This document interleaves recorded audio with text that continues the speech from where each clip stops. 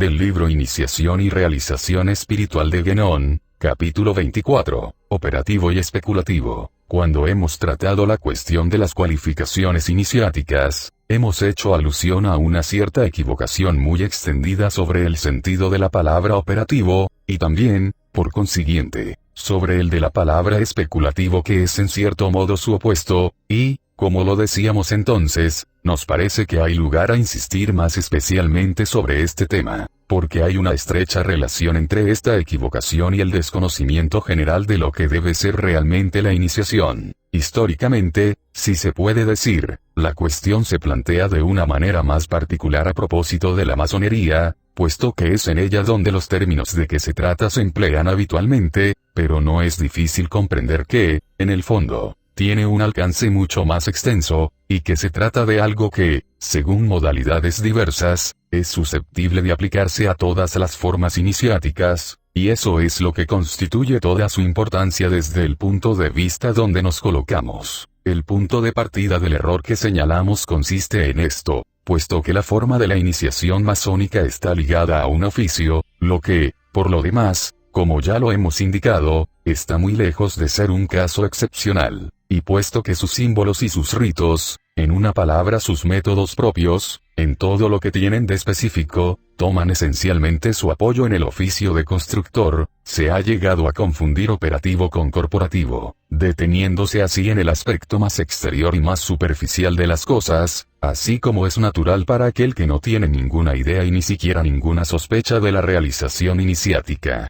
Así pues, la opinión más extendida podría formularse así: los masones operativos eran exclusivamente hombres de oficio. Poco a poco, aceptaron entre ellos, a título honorífico en cierto modo, a personas extrañas al arte de construir. De hecho, no obstante, estas personas debían tener al menos algún lazo indirecto con este arte, aunque no fuera más que a título de protectores, o patronos en el sentido inglés de esta palabra, es de una manera análoga como, más tarde, los impresores, cuyo ritual estaba constituido, en su parte principal, por la leyenda de Fausto, aceptaron a todos aquellos que tenían alguna relación con el arte del libro, es decir, no solo a los libreros, sino también a los autores mismos, pero, finalmente, ocurrió que este segundo elemento devino predominante, y es de eso de donde resultó la transformación de la masonería operativa en la masonería especulativa, que no tiene ya con el oficio más que una relación ficticia o ideal. Esta masonería especulativa data, como se sabe, de comienzos del siglo XV, pero algunos, constatando la presencia de miembros no obreros en la antigua masonería operativa, creen poder concluir de ello que esos eran ya masones especulativos. En todo caso, parece pensarse, de una manera casi unánime, que el cambio que dio nacimiento a la masonería especulativa marca una superioridad en relación a aquella de la que ésta ha derivado, como si representara un progreso en el sentido intelectual y respondiera a una concepción de un nivel más elevado, y, a este respecto, nadie se priva de oponer las especulaciones del pensamiento a las ocupaciones del oficio, como si se tratara de eso en cosas que no dependen del orden de las actividades profanas, sino del dominio iniciático. De hecho, antiguamente no había otra distinción que la de los masones libres, que eran los hombres de oficio, y que se llamaban así a causa de las franquicias que habían sido acordadas por los soberanos a sus corporaciones, y sin duda también, y quizás deberíamos decir incluso ante todo, porque la condición del hombre libre de nacimiento era una de las cualificaciones requeridas para ser admitido a la iniciación. No se puede, sin desviar completamente las palabras de su sentido legítimo, dar otra interpretación a la expresión nacido libre, freeborn, aplicada al candidato a la iniciación, y que, ciertamente, no tiene nada que ver con la liberación de supuestos prejuicios cualesquiera que sean, y de los masones aceptados, que, ellos sí, no eran profesionales, y entre los cuales se hacía un sitio aparte a los eclesiásticos, que eran iniciados en logias especiales. Estas logias se llamaban Lodges of Hacking, y el capellán mismo se llamaba Brother Hacking en la antigua masonería operativa,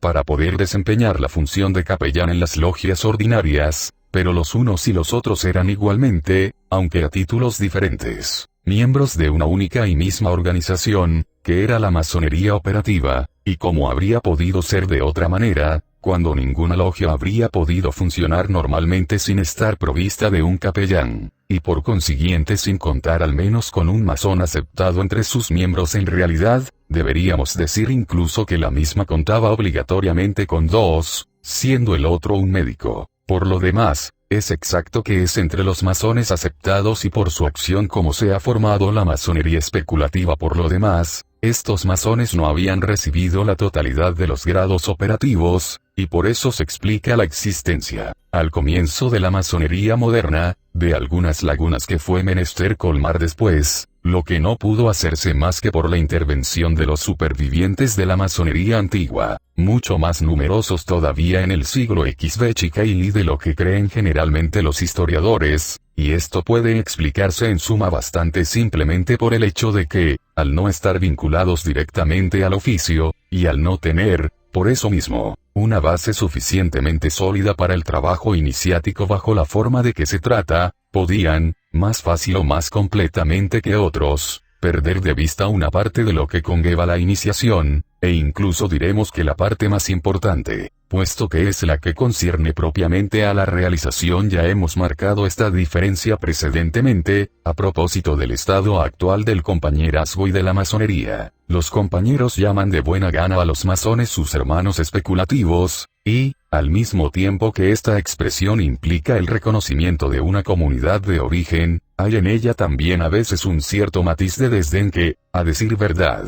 no está enteramente injustificado, así como se podrá comprender por las consideraciones que exponemos aquí. Es menester agregar aún que eran quizás también, por su situación social y sus relaciones exteriores, más accesibles a algunas influencias del mundo profano, políticas, filosóficas u otras, que actuaban igualmente en el mismo sentido, distrayéndoles, en la acepción propia de la palabra, del trabajo iniciático, cuando no llegaban hasta conducirles a cometer enojosas confusiones entre los dos dominios, así como eso se ha visto muy frecuentemente después. Es aquí donde, aunque hemos partido de consideraciones históricas para la comodidad de nuestra exposición, tocamos el fondo mismo de la cuestión, el paso de lo operativo a lo especulativo, muy lejos de constituir un progreso como lo querrían los modernos que no comprenden su significación, es exactamente todo lo contrario. Desde el punto de vista iniciático, hablando propiamente, no implica forzosamente una desviación, pero sí al menos una degeneración en el sentido de una mengua, y, como acabamos de decirlo, esta mengua consiste en la negligencia y el olvido de todo lo que es realización,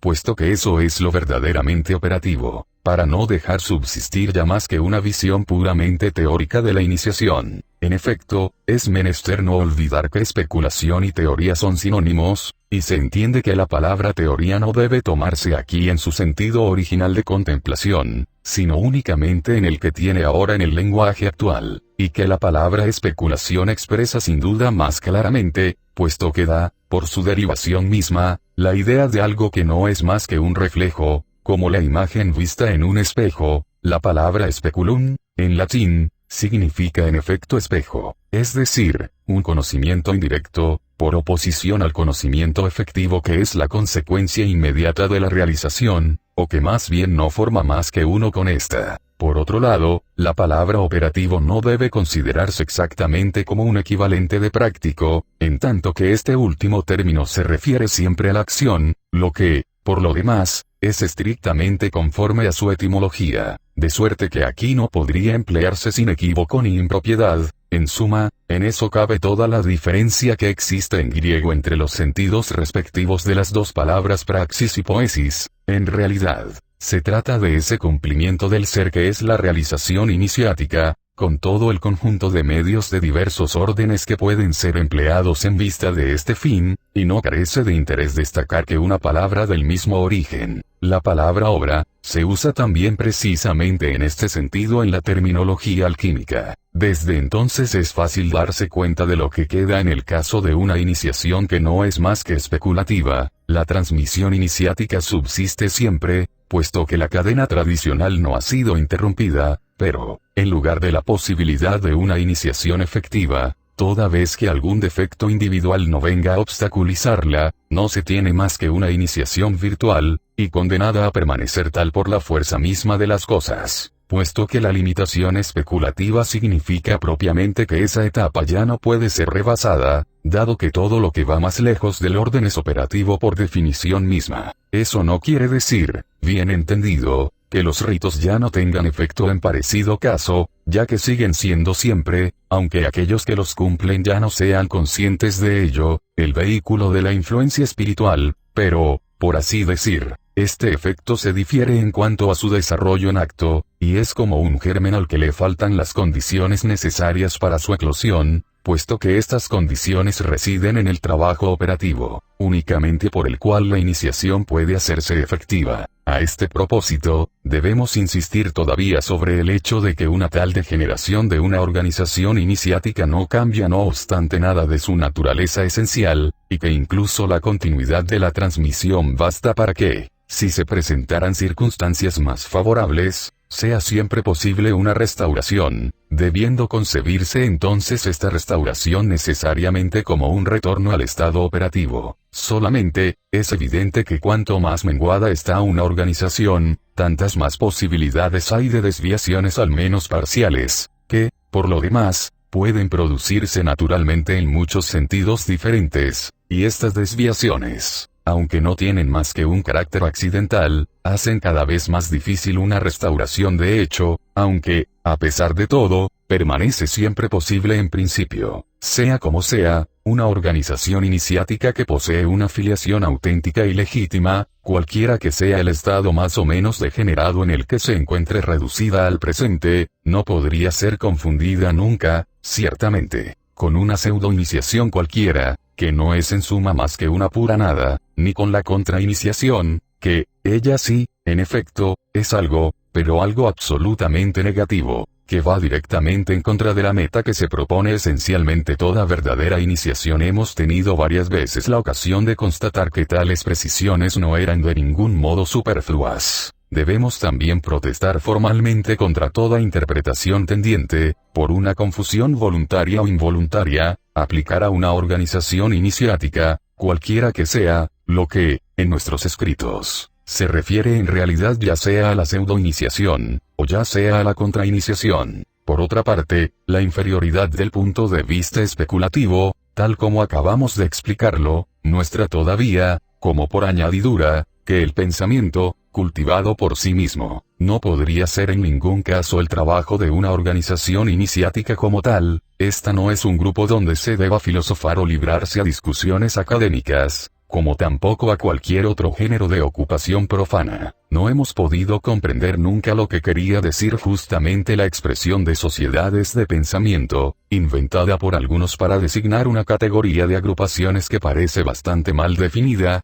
pero lo que sí es seguro, es que, incluso si existe realmente algo a lo cual esta denominación pueda convenir, eso no podría tener en todo caso la menor relación con ninguna organización iniciática cualquiera que sea. La especulación filosófica, cuando se introduce aquí, es ya una verdadera desviación, mientras que la especulación que recae sobre el dominio iniciático, si se reduce a sí misma en lugar de no ser, como debería ser normalmente, más que una simple preparación al trabajo operativo, constituye solo esta mengua de la que hemos hablado precedentemente. En eso hay todavía una distinción importante, pero que creemos suficientemente clara como para que no sea necesario insistir más en ello. En suma, se puede decir que hay desviación, más o menos grave según los casos, toda vez que hay confusión entre el punto de vista iniciático y el punto de vista profano. Esto no debe perderse de vista cuando se quiere apreciar el grado de degeneración al que una organización iniciática puede haber llegado. Pero, al margen de toda desviación, siempre se puede de una manera muy exacta, aplicar los términos de operativo y especulativo, al respecto de una forma iniciática cualquiera que sea, e incluso si no toma un oficio como soporte, haciéndolos corresponder respectivamente a la iniciación efectiva y la iniciación virtual.